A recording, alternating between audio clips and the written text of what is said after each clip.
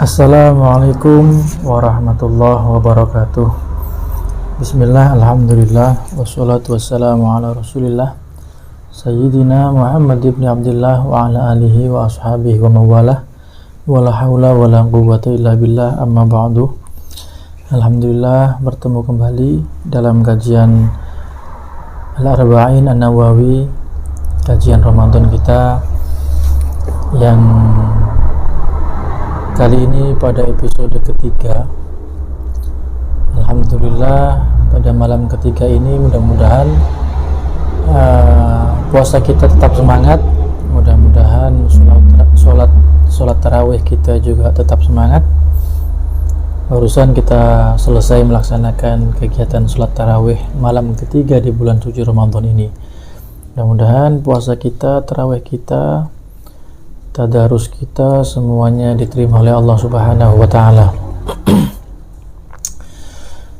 Sebelum kita mulai, seperti biasa kita hadiahkan surat Al-Fatihah untuk pengarang kitab, untuk Syekh Imam Nawawi, dan juga untuk guru-guru kita, untuk kiai-kiai kita, untuk ulama-ulama kita, tentu juga untuk orang tua kita.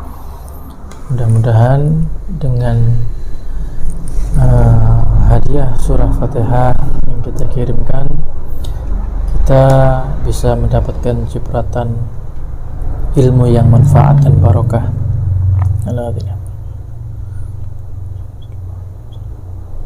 Al-Fatihah. A'udzu billahi minasyaitonir rajim. Bismillahirrahmanirrahim. Alhamdulillahi rabbil alamin arrahmanir rahim maliki yaumiddin. Iyyaka na'budu wa iyyaka nasta'in. Ihdinas siratal mustaqim. Shiratal ladzina an'amta 'alaihim ghairil maghdubi 'alaihim waladdallin. Amin. Bismillahirrahmanirrahim. Qala al-mu'allif rahimahullah ta'ala wa nafa'ana bi'ulumihi fid dharain. Amin. Bismillahirrahmanirrahim. Melanjutkan episode yang kemarin, malam ini kita sampai kepada hadis yang nomor berapa kemarin ya? Nomor 5 dan nomor 6. Malam pertama kita hadis pertama dan kedua. Malam kedua kemarin kita hadis ketiga dan keempat. Berarti sekarang hadis yang kelima dan keenam. Baiklah, kita mulai. Bismillahirrahmanirrahim. Al-haditsul khamis, hadis yang kelima, datangnya an ummil mu'minina ummi Abdullah Aisyah radhiyallahu anha qalat, dari ummul mukminin Sayyidah Aisyah radhiyallahu anha, beliau menyampaikan, qala Rasulullah sallallahu alaihi wasallam, Rasulullah sallallahu alaihi wasallam bersabda, man ahdatsa fi amrina hadza ma laisa minhu fa huwa raddun. Rawahul Bukhari wa Muslim. Dari Aisyah, beliau berkata bahwa Rasulullah sallallahu alaihi wasallam pernah bersabda, sabda Nabi, man ahdatsa fi amrina, barang siapa yang nganyar-nganyar atau mengada-adakan, barang siapa yang mengada-adakan, membuat sesuatu yang tidak ada menjadi ada, memperbarui total yang sebelumnya nggak ada kemudian jadi ada di dalam urusan agama, hadza ma laisa minhu, yang tidak ada kaitan dengan agama itu, tidak ada kaitan dengan urusan agama itu, maka fahuwa raddun, maka ibadah yang seperti itu tertolak atau masuk ke dalam bid'ah yang sesat dan menyesatkan.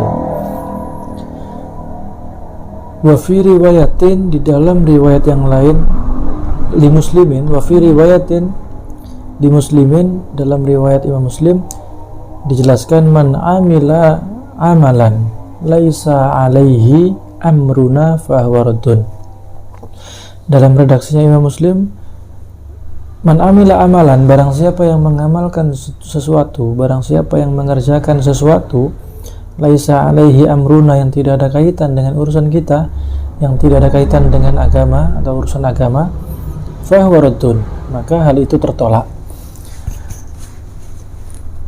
Maka dari hadis yang kelima ini, dari hadis yang dibawakan oleh Sayyidah Aisyah ini, menerangkan tentang sesuatu yang tidak pernah diajarkan oleh Rasulullah, atau ibadah apapun yang tidak pernah diajarkan, tidak pernah diperintahkan oleh Rasulullah dan seluruh sahabatnya, kemudian kita mengerjakan, maka ibadah tersebut tertolak. Ibadah tersebut termasuk sesuatu yang bid'ah. Atau ketika kita mengerjakan, maka gagal pekerjaan itu, ibadah itu gagal, artinya dilarang untuk kita kerjakan. Tapi dalam kaitannya, dalam hadis ini tidak lantas serta-merta sesuatu yang tidak diajarkan oleh Rasulullah pada zaman itu, sesuatu yang tidak pernah diajarkan oleh para sahabat di zaman itu, atau nggak pernah diperintahkan, atau tidak pernah dikerjakan, atau tidak pernah disampaikan oleh Rasulullah, maka serta-merta menjadi hukum bid'ah, maka serta-merta menjadi hukum haram, maka serta-merta menjadi ibadah yang dilarang.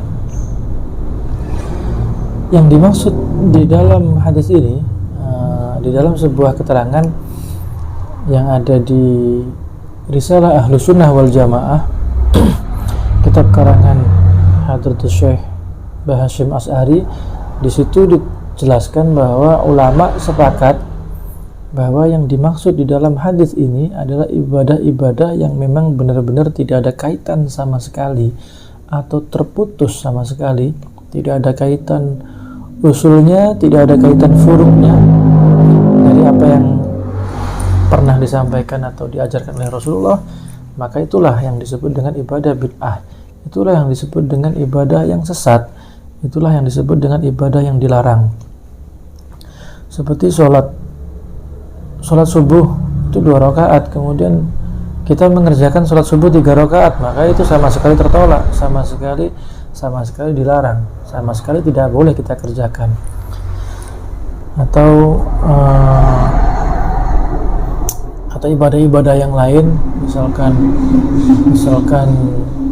berpuasa setengah hari, misalkan untuk orang dewasa berpuasa setengah hari karena kita dengan alasan apapun, dengan alasan nggak kuat, dengan alasan haus, kita santai-santai di rumah, kemudian kita malas untuk melanjutkan sampai beduk maghrib, kemudian kita minum di tengah hari, di siang bolong.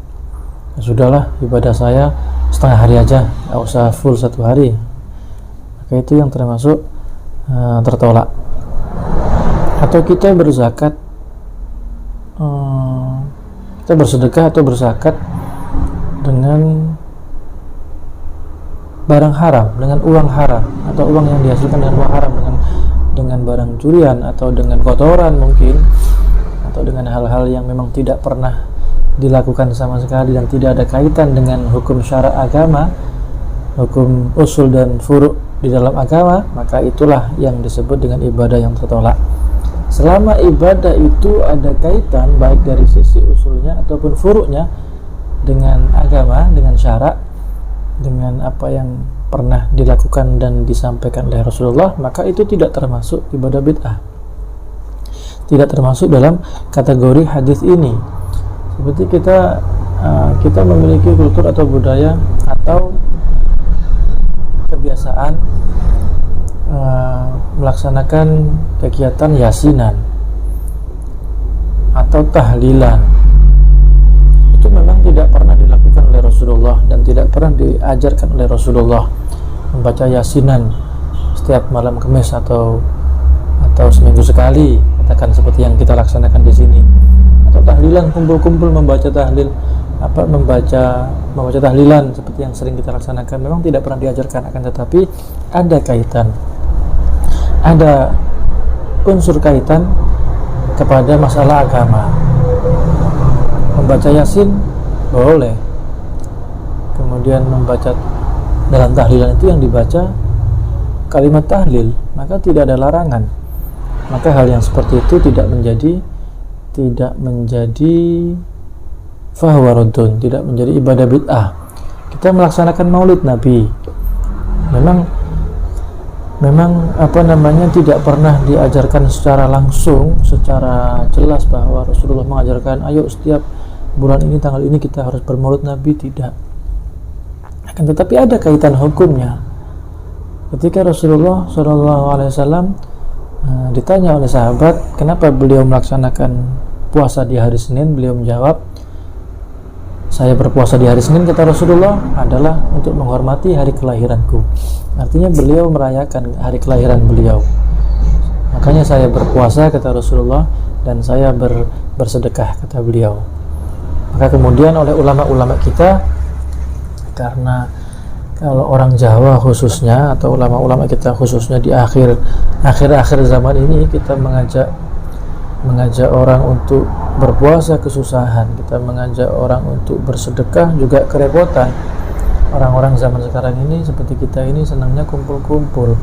Orang kalau tidak ada makanannya susah untuk diajak duduk bareng membaca tahlil. Maka dibuatkanlah sebuah konsep, sebuah rangkaian yang dinamakan tahlilan, yang dinamakan yasinan. Di dalamnya yang dibaca surat Yasin, di dalamnya yang dibaca kalimat tahlil, di dalamnya diisi dengan kajian-kajian ilmu agama, di dalamnya diisi dengan sedekah, sedekah, memberikan makanan, memberikan minuman, di dalamnya diisi dengan ajang silaturahim. Maka itu sama sekali tidak termasuk dalam kategori bid'ah atau kategori raddun, ibadah yang tertolak.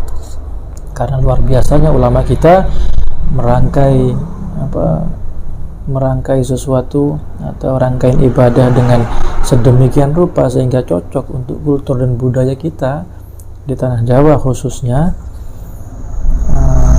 sehingga ramai orang bisa membaca tahlil, orang bisa membaca surat Yasin, orang bisa bersilaturahmi dengan lebih mudah dengan adanya yasinan, tahlilan dan lain sebagainya. Itu maulidan juga seperti itu, kita bisa kembali mendengarkan kisah-kisahnya Nabi Muhammad, kita bisa kembali mendengarkan kemuliaan-kemuliaannya Nabi Muhammad ya dalam rangka kegiatan maulid Nabi itu.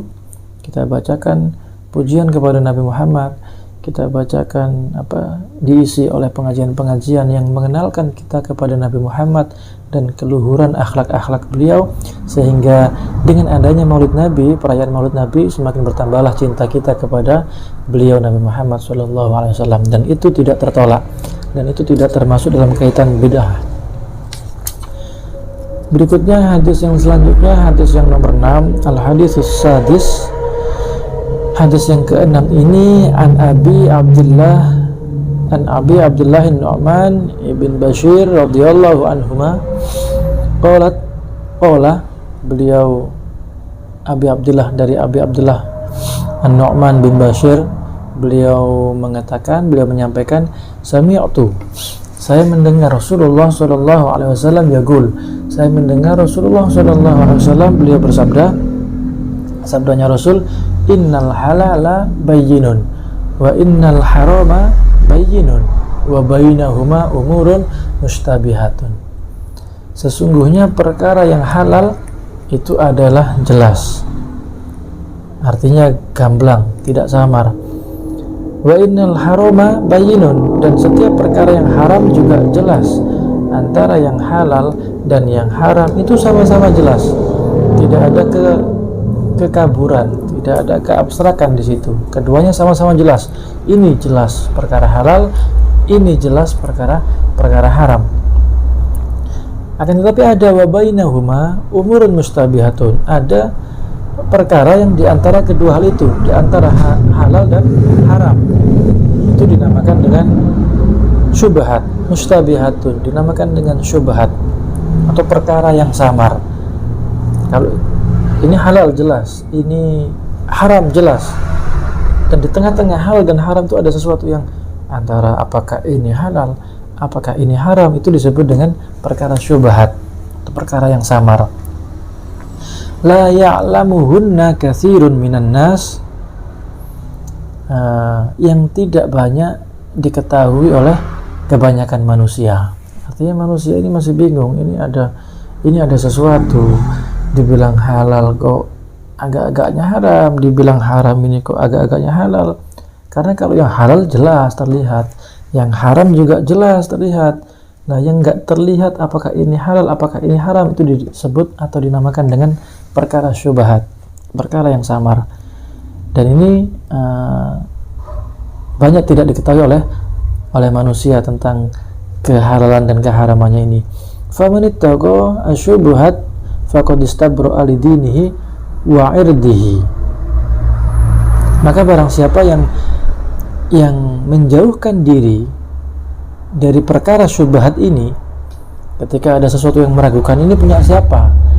Nah, ini ada rokok nggak ada pemiliknya, ini punya siapa ini? Kok ada di meja? Kalau punya saya jelas halal. Kalau punya orang lain yang saya ambil, saya curi, jelas haram. Tapi tiba-tiba ada di sini, ini rokok siapa ini? Maka famanittaqa syubhat, maka ketika kita menjauhkan diri dari perkara syubhat, oh ini bukan punya saya, ya sudahlah, nggak saya sedot, nggak saya hisap, nggak saya rokok, maka faqad istabra'a lidinihi wa 'irdihi. Maka orang yang seperti itu, ia telah membersihkan dirinya, membersihkan untuk agama dan untuk kehormatannya. Maka dia sedang menjaga dirinya, sedang menjaga agamanya, sedang menjaga kehormatannya. Dengan kita tidak mengambil sesuatu yang bukan hak kita, sesuatu yang tidak jelas ini punya siapa, maka sesungguhnya kita sedang menjaga diri kita dan menjaga agama kita, serta menjaga kehormatan diri dan agama kita. Dan waman waqa'a fi syubhat waqa'a fil haram. Akan tetapi ketika orang itu, barang siapa yang mendekatkan diri atau menjatuhkan dirinya ke dalam perkara syubhat, ini tidak tahu punya siapa. Rokok ini kita nggak tahu punya siapa, bukan iklan ya, memang kebetulan rokoknya ini bukan rokok saya, ini bukan punya saya, punya siapa ini ya. Kemudian kita pakai, oh ya sudahlah, meskipun bukan punya saya nggak apa-apa. Kita biasakan hal seperti itu, kita biasakan kita jatuh terjerumus ke dalam lembah syubhat, maka waqa'a fil haram, maka kita akan terjatuh pula ke dalam perkara haram. Seperti karra'i yar'a haulal hima yushiku ayyarta'a fihi. Seperti seorang penggembala kambing yang sedang menggembalakan kambingnya di tanah yang dilarang. Ada tanah yang jelas-jelas punya orang,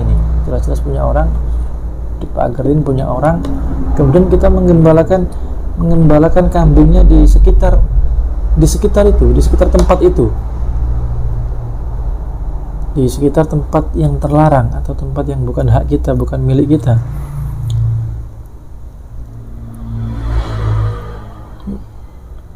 Mana? Karra'i yar'a haulal hima yushiku ayyarta'a fihi.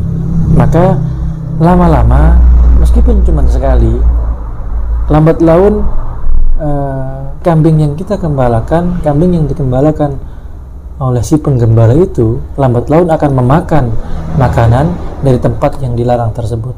Mungkin sehari atau sekali, 2 kali kita menggembala, okelah kita biarkan, okelah kita bisa menjaga kambing kita nggak memakan haknya orang lain, memakan sesuatu yang dilarang, memakan tempat barang atau tempat yang memang haram untuk dimakan oleh kambing kita, karena itu bukan hak kita.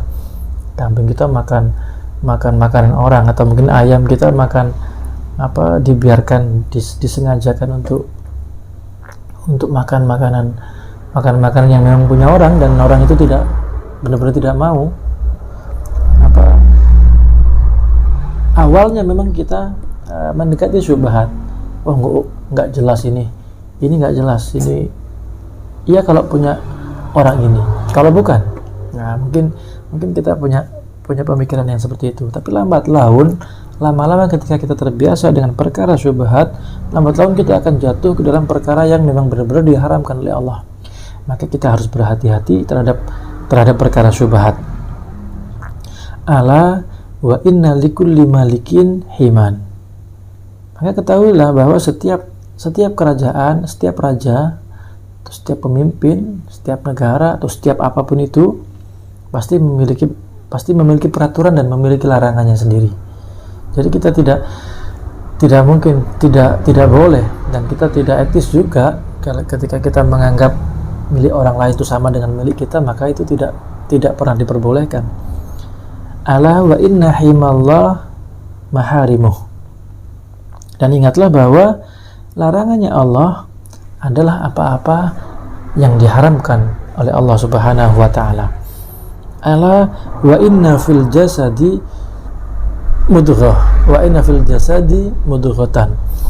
Ketahuilah bahwasanya sesungguhnya di dalam tubuh manusia ini terdapat sebuah gumpalan daging. Idza sholahat sholahal jasadu kulluh. Ketika gumpalan daging itu baik, maka baik seluruh tubuh manusia ini, dari atas sampai bawah kita semuanya akan baik.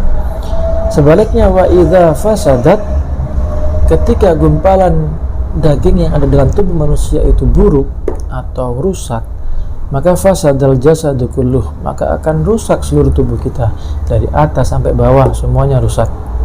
Ala wahiyal qalbu, bahwasanya daging yang menyebabkan ketika dia baik menyebabkan semua tubuh kita baik, dan ketika dia buruk maka menyebabkan semua anggota tubuh kita buruk. Daging tersebut adalah al-qalbu atau hati. Rawahul Bukhari wa Muslim. Di dalam tubuh manusia ini Allah meletakkan segumpal daging, yang mana ketika daging ini, hati ini baik, maka semua tubuh kita akan baik. Ketika hati ini buruk, maka semua kelakuan kita, ucapan kita akan buruk. Hati itu berbolak-balik. Makanya kita selalu dianjurkan berdoa untuk ya mughallibal qulub tsabbit qalbi ala dinik. Untuk berdoa kepada Allah, meminta kepada Allah untuk menetapkan hati kita, karena hati itu berbolak-balik. 1 menit kita baik, 1 menit kita bisa buruk. Beberapa saat kita bisa sangat baik sama orang, beberapa saat kemudian kita bisa sangat buruk sama orang. Maka wajib bagi kita untuk memohon dan berupaya memohon kepada Allah untuk menjaga hati kita supaya baik, dan kita juga wajib berupaya untuk menjaga hati kita agar tidak mudah terkotori oleh apapun, termasuk di dalamnya perkara syubhat. Maka hadis ini mengajarkan kepada kita agar kita lebih berhati-hati kepada apapun yang bukan milik kita, kepada apapun yang tidak jelas kehalalannya, karena sesungguhnya halal itu jelas. Ini halal jelas karena ini punya saya yang membeli, dan saya dapat uang insya Allah dari jalan yang halal. Maka jelas halal itu jelas, haram juga jelas, ini bukan punya saya, atau ini saya dapat dari hasil mencuri, itu juga jelas haram. Tapi ada di tengah-tengah itu ada perkara yang tidak jelas halal, tidak jelas pula haram. Ini disebut dengan perkara syubhat. Kalau ada perkara syubhat, perkara yang samar, perkara yang meragukan, maka tinggalkan. Karena ketika kita mendekati perkara itu, lambat laun kita akan jatuh ke dalam perangkap keharaman. Kita akan jatuh ke dalam hukum haram. Ketika kita tidak mampu berhati-hati, tidak mampu menjaga hati kita untuk bisa melihat mana yang baik, mana yang tidak baik, bisa menilai mana yang baik buat kita, mana yang buruk buat kita. Ketika hati kita buruk, maka kita akan terjang ini syubhat. Oh, syubhat kan belum haram, kita laksanakan, kita ambil, kita makan semuanya, lama-lama kita akan terjatuh ke dalam keharaman. Na'udzubillah, summa na'udzubillah. Karena semua punya aturan, dan aturan Allah, larangan Allah adalah sesuatu yang diharamkan oleh Allah. Ketika Rasulullah mengingatkan kita harus berhati-hati kepada perkara syubhat, maka tinggalkan sesuatu yang tidak jelas Kalau yang jelas halal, pakai, gunakan. Kalau ini nggak jelas kehalalannya, sudah tinggalkan. Lebih baik ditinggalkan, karena bisa jadi ketika kita ambil, kita makan atau kita gunakan barang itu, barang yang nggak jelas halalnya itu, bisa jadi kita akan masuk ke dalam keharaman. Na'udzubillah.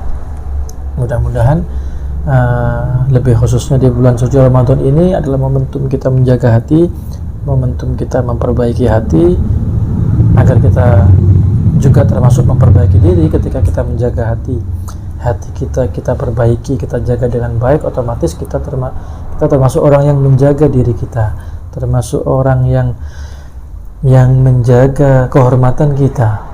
Termasuk tadi disampaikan dalam hadis juga, ketika kita menjauhi barang syubhat, sesungguhnya kita sedang menjaga diri kita menjaga agama kita menjaga kehormatan kita.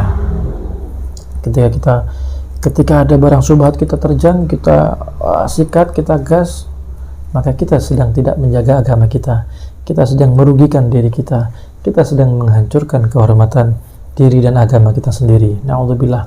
Jaga hati, jaga diri, jaga hati untuk terus menjadi baik, jaga diri untuk terus senantiasa menghindarkan diri dari hal-hal yang tidak baik, dan mengisi, memperkaya diri, memperbanyak dengan kegiatan-kegiatan yang baik, dengan hal-hal yang positif, dengan hal-hal yang jelas kehalalannya, dengan hal-hal yang soleh. Insya Allah kita akan memiliki hati yang baik, dan kita akan menjadi hamba yang baik. Kita akan memiliki hati yang bersih, dan kita akan memiliki tubuh yang, jiwa dan raga yang juga bersih. Amin. Barakah Ramadan. Mudah-mudahan hati kita bersih, mudah-mudahan hidup kita khususnya di bulan ini dipenuhi dengan ibadah kepada Allah Subhanahu wa ta'ala. Wallahu a'lam bishawab. Kita bertemu di pertemuan besok, di episode berikutnya. Mudah-mudahan ilmu yang kita kaji, ilmu yang kita pelajari hari ini menjadi ilmu yang bermanfaat bagi hidup dan kehidupan kita. Amin. Allahumma amin ya rabbal alamin. Wallahul muwaffiq ila aqwamit thoriq. Assalamualaikum warahmatullahi wabarakatuh.